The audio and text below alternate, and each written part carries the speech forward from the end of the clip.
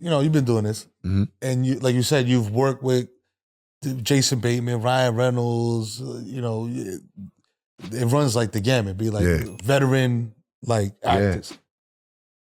Is there any game that you picked up or that was given to you? You know what I'm saying, or observed on one of these sets? Well, yeah, I worked on the movie American Gangster with Denzel and Ruby Dee, God bless her soul, and Russell Crowe.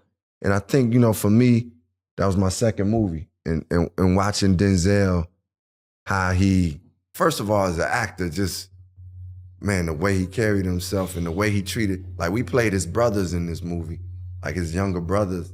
And man, we stayed as his brothers no matter what. and I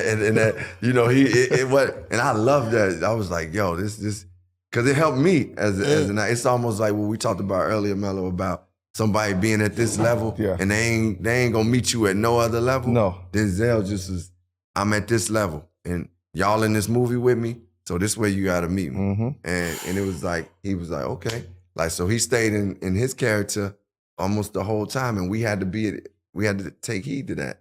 And it taught me, but then on another flip side, I remember this gaffer, somebody working on the set, like was moving a light and he was hitting this young lady's head who was one of the actresses.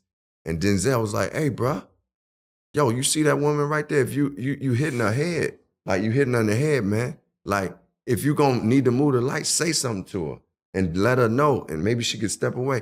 He checked, old boy. Mm-hmm. And I was like, man, I'm gonna do that shit too. Even though I ain't Denzel, but I was like, become big, bro. I respected that, man, because, obviously he had the power, but he saw somebody was being treated because she was a background actor. She was being treated not like they would treat a lead actress. Right. Yeah. And anyway, I love the way he handled that. So I mean, I picked up a lot from that movie. What was the difference between Denzel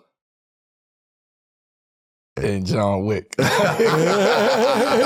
what I mean? Like that's two different rooms though, but two levels of greatness. Yeah, true. Two different type of greatnesses. Yeah, right? He is one of those ones. What is that? What was the difference, Denzel and Keanu? Denzel was, you could tell like he was truly into the process of making the scenes, like the weight of the scene, the emotional scene, the drama, to be there. Like he respected the writing, what should be happening in this scene. Like, and if somebody wasn't performing at the level, he wouldn't say, yo, you ain't doing it right, but he would do what he needed to do to make sure you was at that level. Yeah. And it was really approached from like a true actor, like I'm gonna make this incredible. That was what Denzel's approach was in every scene. I remember him like improvising and doing stuff. And he told me something that we just talked about, Melo, about being natural. Cause I only had a few lines in the movie. Funny enough, I was playing T.I.'s daddy in the movie. I ain't old enough to be the man's dad, man. I'm older than him, but not old enough to be his dad. But anyway, a little touch of gray. Exactly. But I took it, and I was like, yo, I only got a few lines in this movie, but I'm gonna do my best. And I remember it was my day to do my little few lines. And Denzel was like, I wasn't doing it at the level. He was like, man, he started talking to me about something that was natural. Like who the best players right now in baseball? And I was telling him, and he was like, well, that's who you need to be talking about. When you talking about Josh Gibson, that's what it needs to be. Like, and it needs to feel like what you just told me. Like if I was describing like some hoop, I can talk about it. Yeah.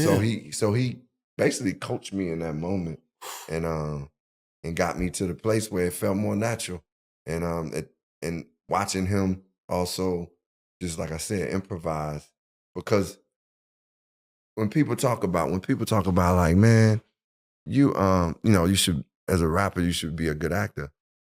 I don't agree with that, but I also will say that improvising is something that if you do freestyle, it can help.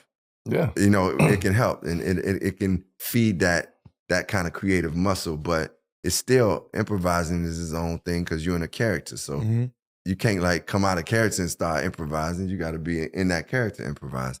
That being said, watching him and learning about that allowed me to know, man, at some point, I got to get to the level where I'm free enough to be able to improvise in scenes. And, you know, I've had that. I do that now sometimes when it's available for me, you know? Right. We're getting closer and closer to the NBA Finals, and PrizePicks has got you covered when it comes to helping you make some bread in the playoffs. Yes, sir. PrizePicks is a daily fantasy app where you can select 2 or more players, pick more or less on their projected stats, and turn $25 into $250. PrizePicks is wild simple to play. I can make my picks and submit my entry in less than 60 seconds. So be sure to visit prizepicks.com/7pm and use promo code 7pm for a deposit match up to $100. In the meantime, stay locked in at 7 p.m. in Brooklyn.